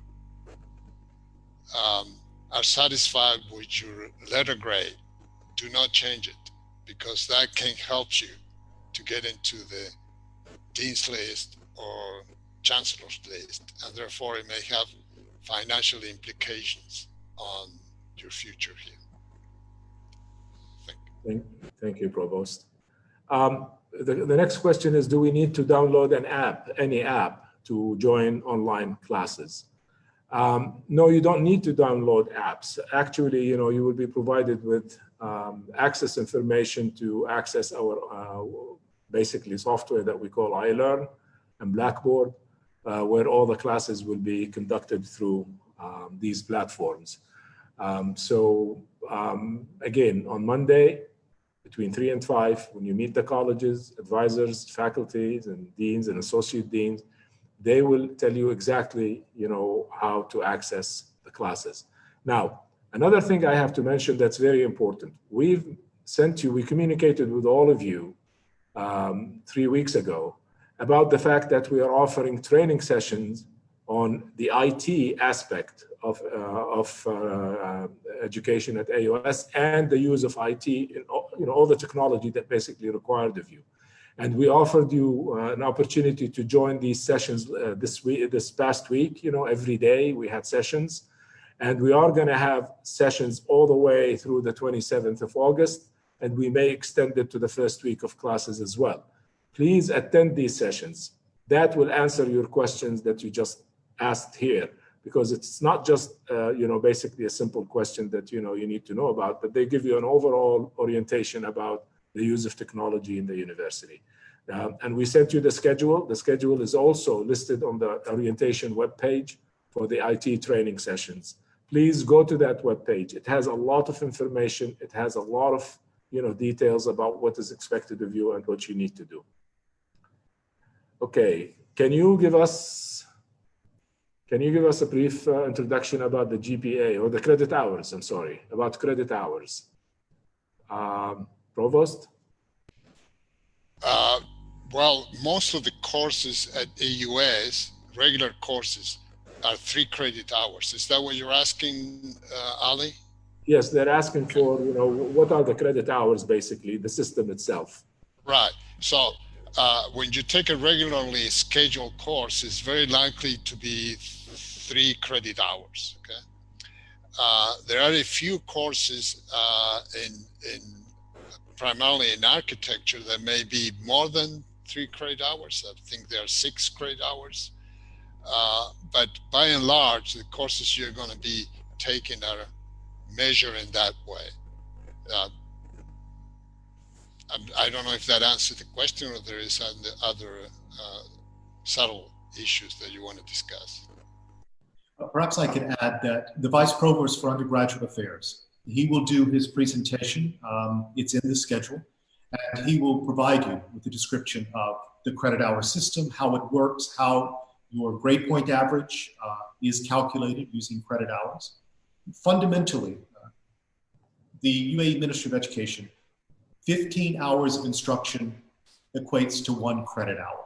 If you're taking a 3 credit hour course, as the provost mentioned, it would likely be 45 contact hours with the instructor, and that would equate to 3 credit hours. So 15 hours of instruction for 1 credit hour. Thank you, Chancellor and Provost. Okay, we, of course, we're getting a lot of questions in the back end. We've been informed that we have a lot of questions that keep coming in. And what we're going to do is, like I mentioned earlier, we will extend the resource fair until a later time. So we will continue taking some of these questions until and unless things slow down. I think this is a very important session because it really answers a lot of the questions and concerns of parents and students. So we'll be very happy to stay online and respond to as many questions as we can. How is the experience of being a student council member, Marwan?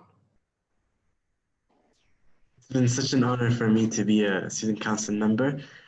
At the end of the day, I would say I'm loving the experience because I'm doing my best to be able to provide for the students and to be able to make their experience a much better experience. And in my days, thankfully, I had such a good student council member who used to do this for me.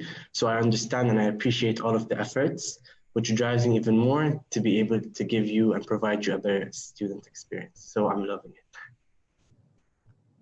Thank you, Marwan. Usually the student council, are the voice of the students. So they give the administration hard times all the time, to get to get their way. On the contrary. Yeah, they're very active, and they really do support students, and they do have a lot of positive energy to provide to the community, to the student community, and we appreciate their engagement with us as an administrators in the university. The next question is, do I have to pay extra to do a double major? Provost, maybe Chancellor later on? I don't think so. Okay. You pay your tuition and you have access to all the resources that you should take advantage of. Yeah. Chancellor? Yeah, I would just add, much of it may depend on the double major that you're doing. So, for example, a double major in international studies and economics would likely require no more time than the 4 years to complete an undergraduate degree.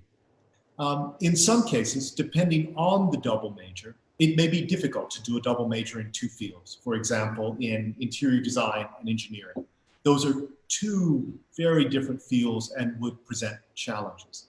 So my advice would be speak with your advisor and speak with them early, even in the first meetings that you have as a new first-year student.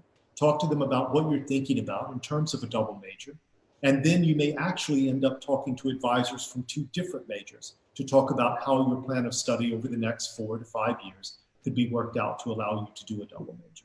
But as the provost said, in most cases, it wouldn't result in incurring additional costs if planned well and if the 2 majors are complementary.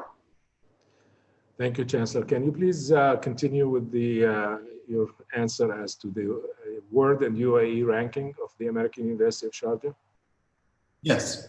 So first of all, I would say that rankings are one indicator of the standing of a university. They're not the only indicator. However, AUS, being less than 25 years old, it's quite extraordinary that we are ranked in the top 350 in the world, according to QS rankings, which usually takes institutions much longer to get to that level. In terms of the QS rankings for the Arab region, we're in the top 10 and have been so for the past 5 years. If we look at the QS rankings, we're the top ranked private institution in the country. The other institutions that are ranked higher are public institutions. We are a private, not-for-profit university. And I think those distinctions are very important because you do have private institutions that are for-profit entities. And one of the things that distinguishes us is our not-for-profit status and the amount that we give back to students. That's a little bit of an aside, but I think that's an important distinction to make when one is considering rankings. But again, the top 350 in the world, according to QS, and in terms of the Arab region, in the top 10, and we've been in the top 10 for the past 5 consecutive years. Thank you, Chancellor. I would also probably add, being the #1 student with the highest percentage of international, presence on campus through the Times Higher Education. Is that correct, Chancellor? That's correct. Thank you. Okay, the next question is, why should I choose AUS? What makes it different from any other university? Maybe I can start and then others can add. I would say we've seen one example of that today. The Student Council President, an articulate, committed, dedicated student, of which we have many. I think our students, those are the core of the distinction for AUS, the kinds of students that we're able to attract and retain throughout their career. I would also point at our alumni. I mentioned in my presentation, among our alumni are, if you look at those who were responsible for the recent Mars mission, it was led by an AUS graduate, and many on the team were AUS graduates. Our alumni occupied positions of importance in government, in non-governmental organizations, in creative fields, and in business. In fact, the Aga Khan Award for Architecture was won by AUS alumni. It was the first awarded in the UAE. And those are many, only one of many examples. AUS students consistently win competitions internationally and regionally. So I would say what differentiates us is our students and our alumni, as well as a world-class faculty, and the fact that we have a full-time faculty. Anyone who's actually, even at this point, encouraging or they're considering other options, I would look at the number of full-time faculty. Here at AUS, we invest in full-time faculty that are doing research, that are committed to teaching and providing service both in their professions and to the community at large. So those are some of the some of the things that I would say distinguishes AUS from others. Well, if I may, I would say that AUS is distinguished by the fact among the regional universities and even globally, is one of the few institutions that offers a general education program that is extremely valuable, and it impacts every single student irrespective of the major they're going to take. So if you want to have an engineering degree or a graduate of engineering that is articulate, that has been exposed to the general education that we are all very proud of, then you come to AUS. And so in that regard, it places us in a unique category that probably is not reflected in the global rankings that we get. There are less and less institutions that are really as comprehensive as AUS is in this general education plus professional education. I think that it's something that regionally is going to be difficult for you to find an institution that will offer that quality and level of education. Thank you. Important. Yes, To, yes, Linda, go ahead. on the extracurricular success of our students. They win in Model United Nations competitions that we have through our student leadership program. Their skills and leadership, I mean, you'll see it with the peer leaders, and their willingness to get engaged and engage with students, and the vibrancy is there with all of our student organizations. I would say that that is something that really stands out. Also, our students give back. We just won the Sharjah Volunteer Award, Education for All, and that's a very proud award to get, and that's because of our students. So I would say that if you come here, you will, and stay with us, that's one reason to be here, is all the great opportunities you have outside of the classroom as well. Marwan, as a student, why did you choose AUS? So there are plenty of opportunities that AUS provides, because there are many companies where I look at for my future jobs, and a lot of the requirements are AUS graduates. So this makes me more curious into why are they asking for AUS graduates. So it encouraged me even more to join AUS and be a part of the AUS community. Good, thank you. We're happy to have you with us, Marwan, always. Pleasure is mine. Thank you.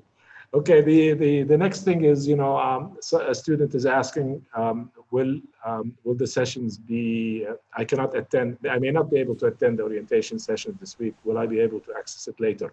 We have the whole platform open until the 5th of September. So all the recorded sessions, all the sessions that are, recorded on the system will be available for students to access until September 5th. Now, having said that, we're also, again, peer leaders. Talk to them. Talk to the Office of Admissions, about things that you are missing, probably because you didn't attend orientation. It's important that you keep engaged, even if you cannot attend all of these orientation sessions. They will be recorded. You can access them, but also make sure you contact us or stay with us always. Stay in contact with us always, so you don't miss a lot of the important information. Lisa? You have something to say? No, I absolutely agree. Just be in contact with your peer leader. They'll be available to you. And also the first year experience, like the Chancellor and everyone's been mentioning, will really be key if you can't make some of the orientation activities. And I do encourage you to go back and look at the recordings. Thank you. Thank you. The next question is there a chance for financial aids? And what was the requirement to achieve the same? If you had applied to the university, unless you are visiting for the first time AUS on this event, we do have a very, very robust and comprehensive financial grants and merit scholarships program that we offer to our students. Chancellor, can you please shed some light on what we offer to our students? Yes. In addition to need-based financial grants, we also have a range of merit scholarships. And those merit scholarships are going to be dependent upon your performance in high school. As I mentioned earlier, if you're just joining us, even after coming here to AUS, there are scholarships available based on academic performance, especially those who perform extremely well. There's a Dean's List and a Chancellor's List scholarship that's available. So there are scholarship opportunities beyond what's offered to first-year students once they come in. If you have any questions, please contact the Office of Financial Grants and Scholarships. Students who apply to the university, they will be offered a merit scholarship based on their performance in secondary education. So if you scored an equivalent to an average of 90% and above, you will be automatically awarded a merit scholarship that ranges between 20 and 50% of tuition. Like the Chancellor said, all of this information is available on our website under the Financial Grants and Scholarships page. Please visit that page. And again, you can also access this information through the resource fair. Just go there. We have a booth there, and representatives are available to respond to any specific questions you have in this regard. The next question is for Dr. Lisa. Are there only women's sports teams? Only women's sports teams? No, we have not mixed. I think the question is they're not mixed. Oh, correct. They're not mixed. Yeah, I think that's what they mean. Okay, thank you, Ali. Yes, we do have women's sports teams. just for women. And then we have men's sports team just for men as well. And you can learn more about that too as well. Graham, our director, will be at the resource fair and the student affairs booth. And then also, again, during orientation, you can learn more. Okay, thank you. Next question is there any ease in paying the fees as people have gone through financial crisis due to the coronavirus? The answer is yes. Students can pay for the first semester. You know, it's a semester by semester that you make payments, and you can make installments, 3 installments during the semester. You make your first payment on the 27th, let's say, of August or 28th, and then that you need to make the first payment should be at 60%, and then the next one at 20%, and then the third one at 20%. The second will be a month later, and the third will be 2 months later. So it's 3 installments during the semester that you can make to pay the tuition. May you please talk about the bridge program? Okay, not to take a lot of time from this session, you know, the bridge program is usually done for students who come to us. They have strong academic background, but they do lack the English language proficiency requirement. And what we do is we allow them to enroll in the university, go to the bridge program for at least a semester, do well, take additional courses such as math, physics, as per the major requirement, and the university preparation course. Please visit the booth. They have a booth in the resources fair. They will give you complete details. And you can, by the way, in the booth, you can watch a video. If they have a video, you can click on documents and put them in the bag. You can talk to representatives live as well in the booth. So this is a good opportunity to approach the resource fair and talk to representatives.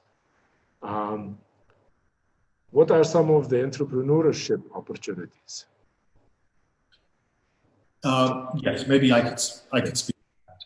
I think for students who are interested in entrepreneurship, one of the things we've done recently, we've introduced a minor in business, which means that a student from any major could choose to pursue a minor in business.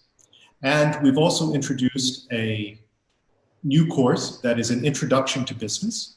In addition, the students starting this semester will be required to take an innovation and entrepreneurship course as part of their studies.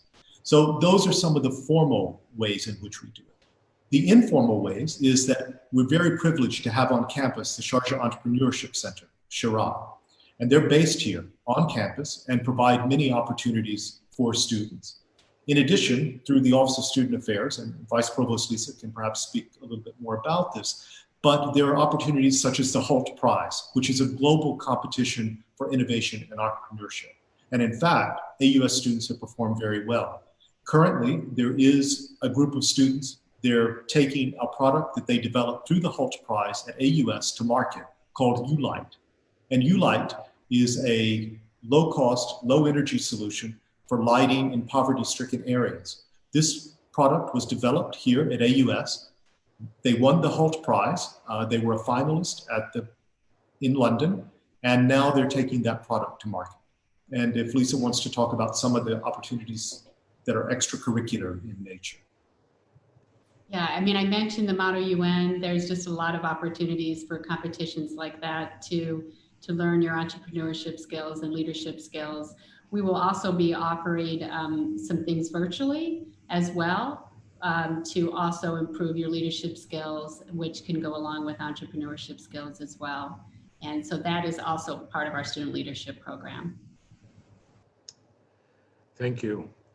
I think, you know, the Chancellor mentioned something about a special program in the College of Architecture, Art and Design, and there was a question about what is that special program? Sure, probably they're referring to the foundation year program, I think. Can you please shed some light on that, Chancellor, since you talked about it? Yeah, very briefly. The College of Architecture, Art and Design has a common first-year foundations program, as does engineering, for example. You're taking a similar set of courses. The difference between the other schools and colleges in the College of Architecture, Art and Design is there are a specific set of courses that then result in a competition for second year. Our colleagues in the College of Architecture, Art and Design, you're going to have a meeting with them, and they're going to explain very clearly what the courses that need to be taken as part of this foundations year will be and how you register for them. So make sure you attend the school college orientation sessions, and they will talk about the specific programs for each major in each school or college. Thank you, Chancellor. The next question is related to tuition. Is it going to be the same since we're going virtual? Okay, I'll answer the question if you want, Chancellor. Yes, tuition will remain the same because ultimately the cost of offering, whether online, virtual, or in person, still remain the same. And we want to ensure we maintain the same level of quality. However, I will take this opportunity to add that the Board of Trustees approved no tuition increase for this year. And in fact, there was no tuition, there was only a very slight increase last year and no increase in the year before that, even though costs to the university increased. So a step has been taken to say that there will be no increase in tuition for the coming year and it will remain the same. In addition to that, the university does have a wide range, as Ali mentioned, of scholarships and need-based financial grants for those who are experiencing difficulties. Yes, thank you. I don't know, Chancellor, if it is an opportune time to speak about the fact that the university is considering some other relief for students due at this moment. You know, we're offering scholarships and financial grants, and we're trying to accommodate as many students as we possibly can, right?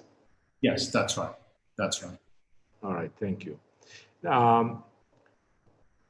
Okay, the next question is, maybe the provost can respond to this, or maybe the chancellor, you know, is how to maintain a scholarship with a pass and fail grade. Because we're talking about merit scholarships specifically, because it's really, you know, based on the performance of the applicants throughout the year, or the students in this regard. So how do we maintain, or they maintain the scholarship if they choose to go with a pass-fail grades? I don't know. I don't expect them to go with all pass-fail grades and all.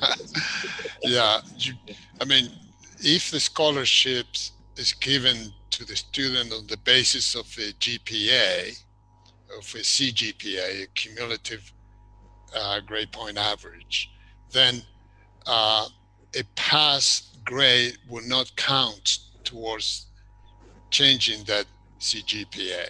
So as long as you keep the required GPA, you will be able to maintain your scholarship. But you will need grades, letter grades, to be able to do that. And so we go back to the point that we were trying to make before. Be very extremely careful when you choose to change letter grades into pass grades, because it may impact your ability to keep or in fact obtain a letter grade scholarship. Maybe the chancellor wants to add to that. Yes, I would just reiterate what the provost said and his remark earlier about the importance. Before making that decision, you consult with your advisor. The provost stressed a number of times the importance of your advisor and consulting with your advisor before making decisions about course registration and things like converting to a pass or no pass grade. So your advisor is really important in this respect. Okay, thank you. Because of the fact that we're getting a lot of questions and we need to really stop, you know, at this stage and direct the whoever is, you know, putting a question to us to go to the resource fair. Representatives are available there. They will respond to all of your questions depending on what question you are really asking. But before we leave, there is one question. Of course, they can go to the Rotunda or the resource fair as it's shown in the platform. They can select that. The resource fair will have all the departments present there. The last question I will take then is, does AUS have an international exchange program? Provost? Yes, thank you, Ali. Yes, we do have an international exchange program, and as you may suspect, is not what it normally is, because there are restrictions for students to move internationally.